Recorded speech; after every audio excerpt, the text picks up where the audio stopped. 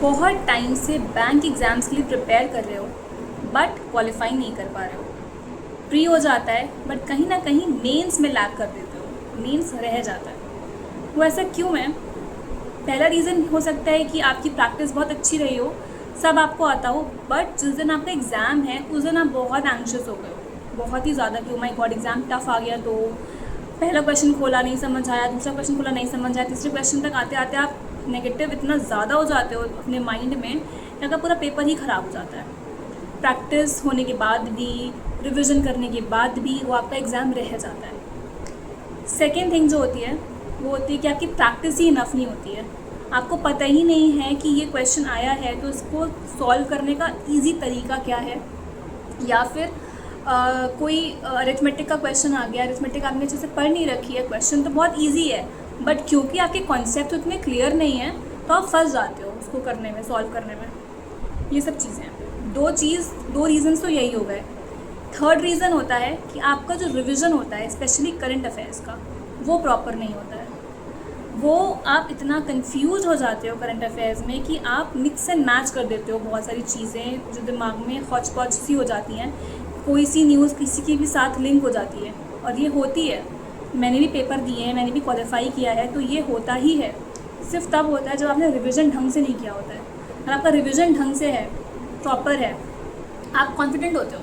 देखो 90% questions, 100% questions कोई solve नहीं करता है। करंट अफेयर्स के क्वेश्चंस आते ही ऐसे हैं कि आप पूरे सॉल्व कर ही नहीं पाओगे, याद ही नहीं रहेगा आपको इतना। बट मैक्सिमम क्वेश्चंस तब आप कर पाओगे जब आपका रिविज़न प्रॉपर होगा, आपने क्विजेस दे रखे होंगे, मॉक्स दे रखे होंगे, तब हो पाएगा। अभी आपको नेक्स्ट 2 से 3 महीने में क्या करना है, सिर्फ आपको प्रीलिम्स के कुछ मॉक्स देने हैं। डेली 2 से 3 प्रीलिम्स के मॉक दो।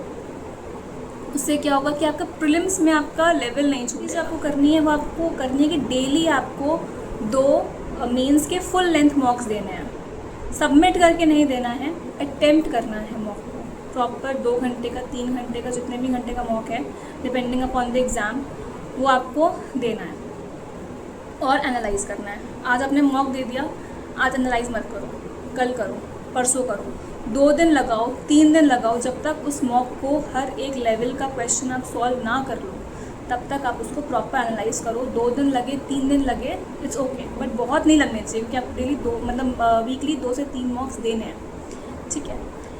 ये 2 चीज़ें करनी ही करनी है। थर्ड थिंग है करंट अफेयर्स नहीं छोड़ना है।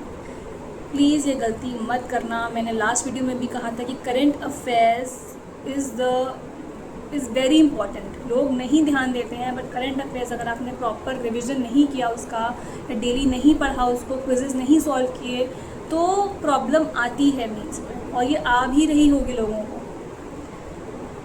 ये 2 से 3 चीज़ें हैं जो आपको फॉलो करनी है, अप्लाई करनी है नेक्स्ट 2-3 मंथ्स, जब तक आपकी कोई नोटिफिकेशन नहीं आ रही है। नोटिफिकेशन आती है, एग्ज़ाम होता है, हम तब बात करेंगे अलग स्ट्रैटेजी की। फ़िलहाल आपको अपनी स्ट्रैटेजी अपनानी है।